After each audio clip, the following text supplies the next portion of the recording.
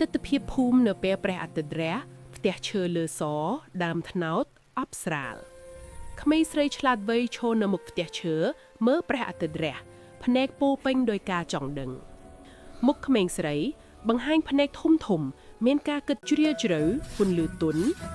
ទិដ្ឋភាពព្រឹកម្ដាយកំពុងបោកទីធ្លាខណៈក្មេងស្រីមើលយ៉ាងស្ងៀមស្ងាត់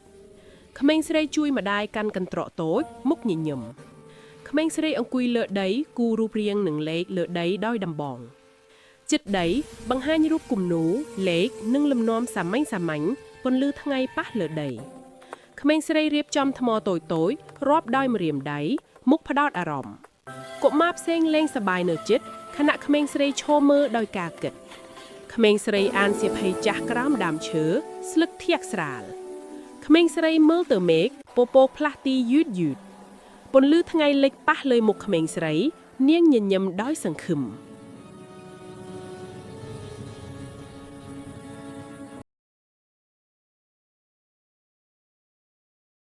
រៀងរាល់ថ្ងៃ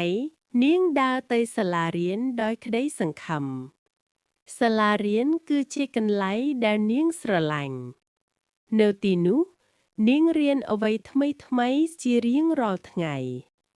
នាងមិនខ្លាចក្នុងការសួរសំណួរគ្រូចាប់ផ្ដើមសង្កេតឃើញភាពឆ្លាតវៃរបស់នាងចូលចិត្តជួយមិត្តភក្តិរបស់នាង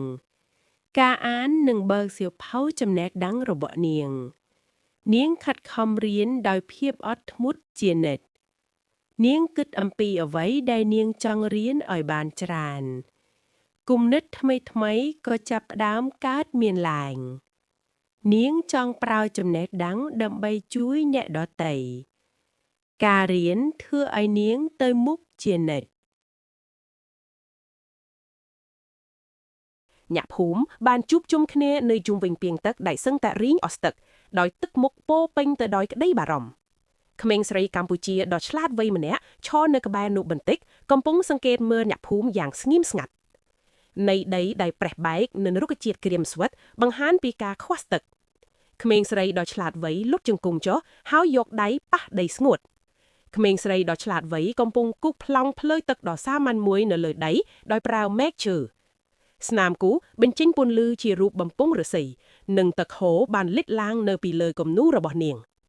ក្មេងស្រីដ៏ឆ្លាតវៃកំពុងពន្យល់ពីគំនិតរបស់នាងទៅកាន់អ្នកភូមិដោយប្រើកាយវិការអ្នកភូមិពិភាក្សាគ្នានិងងក់ក្បាលយល់ព្រមបង្ហាញពីធម៌ពលនៃសាមគ្គីភាពក្មេងស្រីដ៏ឆ្លាតវៃនិងអ្នកភូមិនាំគ្នាដើរប្រមូលឫស្សីខ្សែពួរនិងធុងទឹកអ្នកភូមិកំពុងធ្វើផ្លូវទឹកពីឫស្សីដៃជួយគ្នាធ្វើការនិងចលនារហ័សរហួនក្មេងស្រីដ៏ឆ្លាតវៃកំពុងចងខ្សែនិងជួយការងារសាងសង់ទឹកមុខប្រកបដោយទំនុកចិត្តទឹកចាប់ផ្ដើមហូរតាមបំពង់ឫស្សីជាលើកដំបូងអ្នកភូមិឈរមើលដោយក្តីរំភើបរីករាយទឹកស្អាតកំពុងហូរយ៉ាងខ្លាំងក្លាតាមប្រព័ន្ធបំពង់ឫស្សីពន្លឺថ្ងៃចាំងចំលើផ្ទៃទឹកអ្នកភូមិកំពុងអបអរសាទរដោយក្តីរីករាយ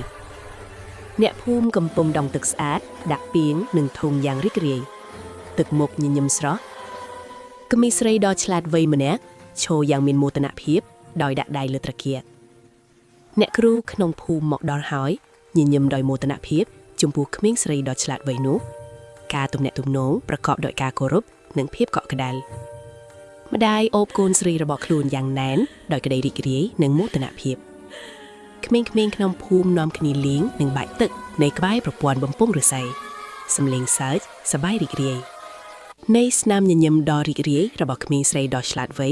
កាំរស្មីព្រះអាទិត្យនៅពីក្រោយនាងអ្នកភូមិកំពុងធ្វើការរួមគ្នាដើម្បីសម្អាតនិងកែលម្អភូមិបង្ហាញពីការធ្វើការងារជាក្រុមក្មេងស្រីដ៏ឆ្លាតវៃកំពុងបង្រៀនក្មេងតូចៗពីរបៀបរាប់និងអានពីរៀនសូត្រប្រកបដោយភាពស្និទ្ធស្នាល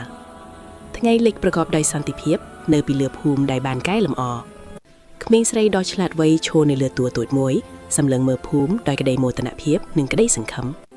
អ្នកភូមិកំពុងគ្រូវៃដៃដោយក្តីដឹងគុណនៅពេលដែលក្មេងស្រីដ៏ឆ្លាតវៃដើរត្រឡប់ទៅផ្ទះវិញពេលព្រឹកភឺស្រទន់ស្មៅបៃតងធុងទឹកស្អាតនៅមុខផ្ទះក្មេងស្រីឆ្លាតវៃដើរទៅសាលាដោយទំនុកចិត្តផ្លូវភូមិស្អាតអ្នកភូមិញញឹមស្វាគមន៍